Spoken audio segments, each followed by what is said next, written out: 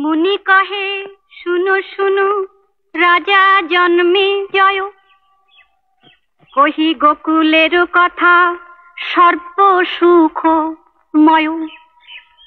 অপূর্ব হরির লীলা কে বুঝিতে পারে, কন্যা ছিল পুত্র হইল সূতিকাগারে।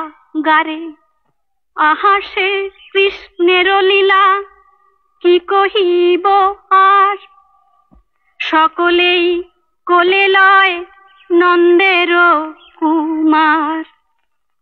কৃষ্ণের মায়ায় মুগ্ধ হয়ে মহাহর্ষে সকলেই নন্দের নন্দনকে নিয়ে উৎসবে মত্ত হইল।